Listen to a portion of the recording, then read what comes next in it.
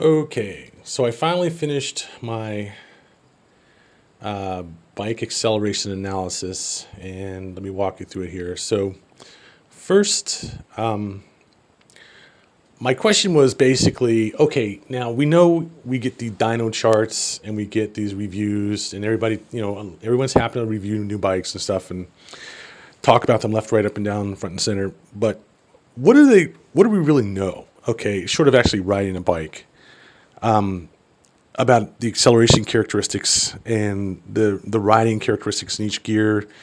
We don't really know much, and this is where I for a while I struggled to really kind of get a grip on these things. We get these dyno charts. They don't really tell us a whole lot. I mean, they give us a sort of a clue. It's like a look at the outside of the box, but what's really inside the box? Well, what I did was I went to gearingcommander.com and I pulled down the gearing, and the gearing commander will give you, the basic characteristics of the bike in terms of the tire diameters, wheel diameters, the gearing, the primary and transmission and final drive characteristics, the front and rear sprockets, and all that. And it'll give you road speeds, but it won't give you acceleration, which is really what you want to know. I mean, it's nice to know the speed as a function of RPM in each gear, but that still doesn't tell you what the acceleration is. We still are stuck on these generalized concepts. 300s are slow, leader bikes are fast, blah, blah, blah. But okay, how? Give me some actual numbers here. So I worked out the calculations, basically using, basic physics, and ran it for about 29 different bikes, from 300 cc's, 600 cc bikes, 750s, liter bikes, and 1200s. What I ended up doing was generating a acceleration versus RPM versus speed, really, graph for each bike, like this one here. For right now, this is fine. This is a good start. So I calculate some thrust at the rear wheel numbers based upon the bike's weight, the rider weight, assuming it's 185 pounds roughly for each bike. We look at the acceleration in G's as a function of road speed in each gear. We get these curves along the top of the plot here. You see some basic summary data. Then I calculated what I would call a cruise speed. The cruise acceleration is the acceleration for those same speeds averaged over the. Here's another example would be the 690 Duke. It's a bike I haven't actually ridden, so I was definitely interested in calculating those numbers. I threw in a bunch of bikes that I have ridden, bikes that I've owned, and bikes that I haven't ridden to get an idea of what those bikes that I haven't ridden, how they would compare to bikes that I have ridden. And a 690 Duke I've never ridden, and here's a dyno chart for that. Here's the calculated curve for it. Now, one of the things you'll see with the KTM bikes is because they're singles, and except for the 1290, which is a V-twin, the singles tend to have a more narrow power band, and they tend to come with lower RPM red lines than the fours and twins.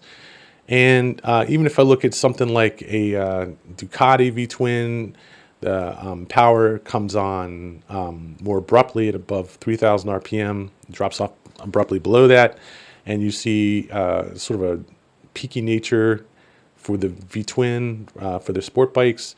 Another one I hadn't ridden and probably will never ride is the H2.